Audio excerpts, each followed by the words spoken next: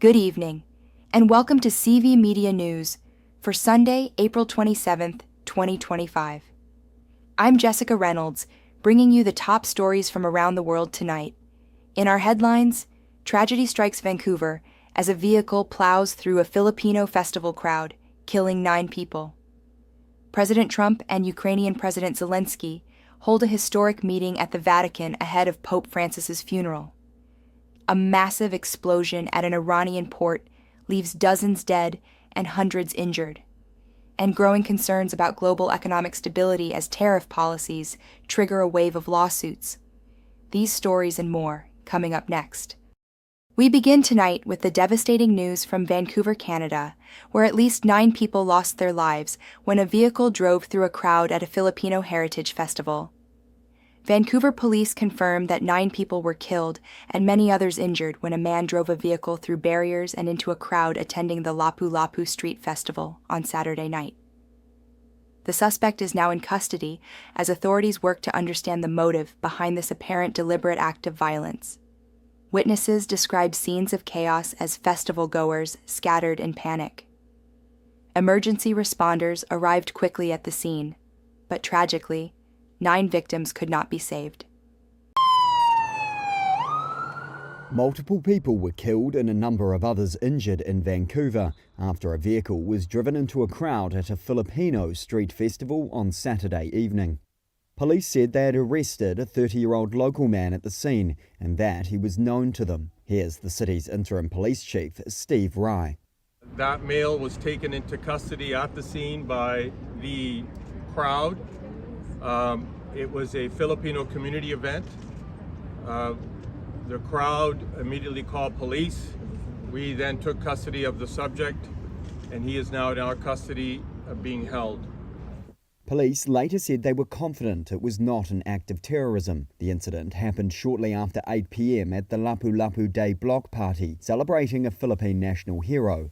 One witness said he saw about 15 people lying on the ground after a dark SUV driven by a male plunged into the crowd.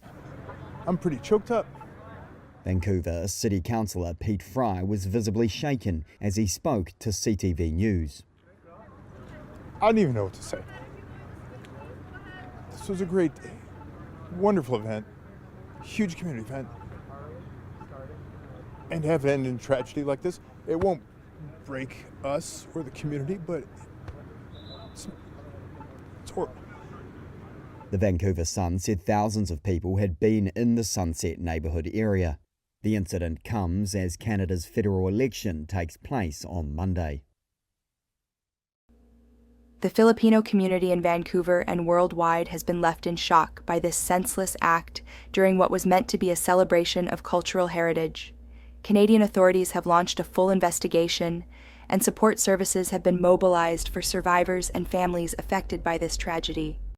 In a significant diplomatic development, President Donald Trump and Ukrainian President Volodymyr Zelensky held face-to-face talks at the Vatican this weekend, ahead of Pope Francis's funeral. The meeting, which took place inside St. Peter's Basilica on Saturday, marks the first in-person discussion between the two leaders since President Trump took office in January. Photos released by the Ukrainian presidency show the two presidents seated face-to-face in deep conversation. President Zelensky described the encounter as good and symbolic, while President Trump later expressed skepticism about Russian President Vladimir Putin's true intentions toward peace. Trump stated that he fears Putin is tapping me along, citing recent missile strikes on Kiev that occurred shortly after diplomatic discussions. The timing of this meeting carries particular significance as the Ukraine conflict continues into its 4th year with no clear resolution in sight. Both leaders attended Pope Francis' funeral, where they were seated in the front row, in what observers note was an unusual departure from typical Vatican protocol for state leaders. A massive explosion at Iran's largest container port has resulted in at least 28 deaths and hundreds of injuries, prompting authorities to declare a public health emergency.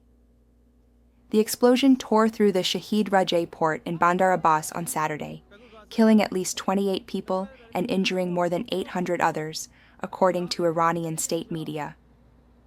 The blast sent a massive cloud of smoke into the sky visible for miles, with fears mounting about toxic pollutants spreading through the air.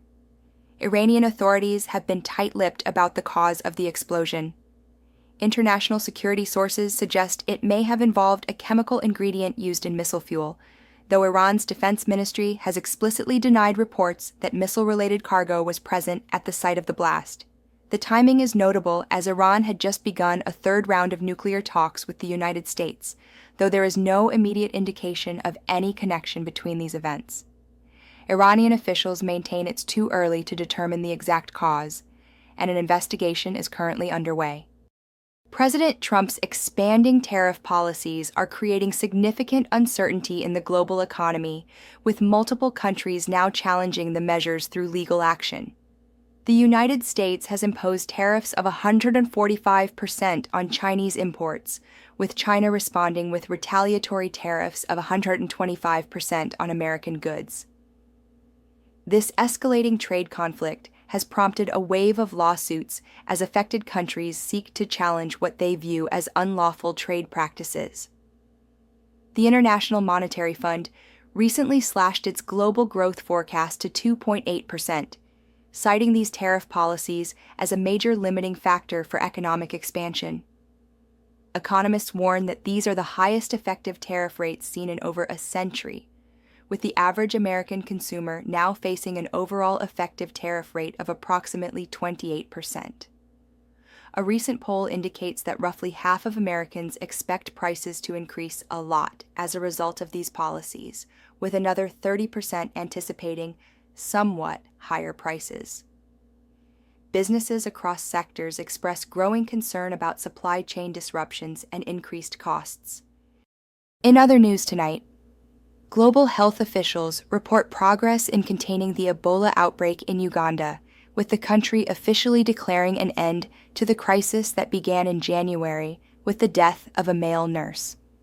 Discussions continue at the United Nations regarding a proposed peacekeeping mission for Sudan, where ongoing conflict has created what experts call one of the world's worst humanitarian crises. And financial markets remain on edge as investors assess the potential impact of trade tensions, with major indices showing increased volatility in recent trading sessions. That's tonight's top headlines on CV Media News. Our world's as dynamic as ever. Thank you for joining me. Stay tuned, stay informed, stay safe. I'm June Wong, signing off.